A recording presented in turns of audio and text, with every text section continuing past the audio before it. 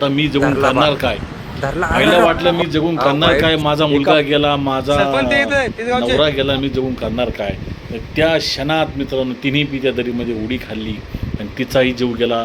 फक्त याला कारण झालं मित्रांनो, गेलं एका क्षणात अख्खं कुटुंब गेलं मित्रांनो. इतक्या वेदना होतात, चाललंय काय जगात मित्रांनो. इथे लोकांना दवाखान्यात पडलेत मित्रांनो. काहींना पैसे नाहीत जीव जगण्यासाठी, खाण्यासाठी पैसे नाहीत, राहण्यासाठी घर नाही, इथं अंगावर घ्यायला पांघरून नाही मित्रांनो. आणि असे बावट मुलं एका आयफोनसाठी जीव देतात तर त्याच्यामध्ये त्यांच्या आईवडिलांचा बी जीव जातो मुलांना. असंख्य अशा वेदना माझ्या मनाला होतात. काय चाललं हे जगात, काय चाललं हे जगात. खूप वाईट घटना घडली मित्रांनो. आत्ता एका 19 वर्षाच्या मुलाने आयफोन घेण्यासाठी हट्ट धरला, डोंगरावर जाऊन बसला. 3 तास डोंगरावर होता. त्याला समजवण्यासाठी तिथे पोलीस होते, गावातली माणसं होती, सगळे लोक त्याला सांगत होते तू असं करू नको, असं करू नको. पार डोंगराच्या एका म्हणजे दरीसारखे हे होतं त्या ठिकाणी. सारी खाली अक्षरशः काळ खडक होता, पाषाण होते आणि तो एका अशा चोची उभा होता का त्या ठिकाणी पडल्यानंतर त्या ठिकाणी फक्त त्याला मरण येणार होतं. आणि या ठिकाणी तो 3 तास उभा होता. सगळे गाव दमलं त्याला सांगून तू असं करू नको, तसं करू नको. त्यांनी कोणाचं ऐकलं नाही मित्रांनो. आणि शेवटी त्याचा जीव त्या ठिकाणी गेला. काय ते एका फोनासाठी. ज्या आईवडिलांनी त्याला लहानचं मोठं केलं, घासना घास भरवला, आज 19 वर्षाचा झाला.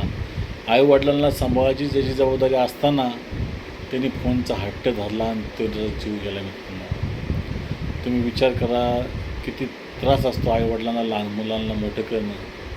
काय काय गोष्टी घेऊन द्याव्या लागतात, काय काय समस्या असतात. वही, पेन, पान, पुस्तक काय असेल ते तिथं थोडी आई देते, खायला घालते, मोठं करते.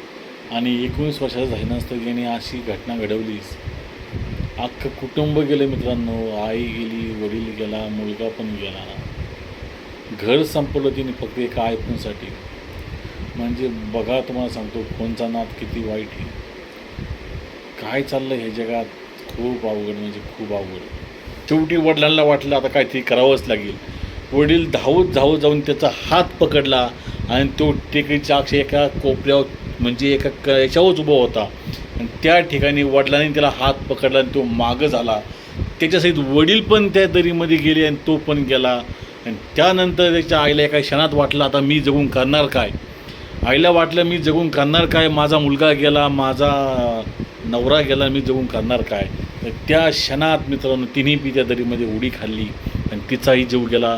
फक्त याला कारण झालं आयफोन मित्रांनो.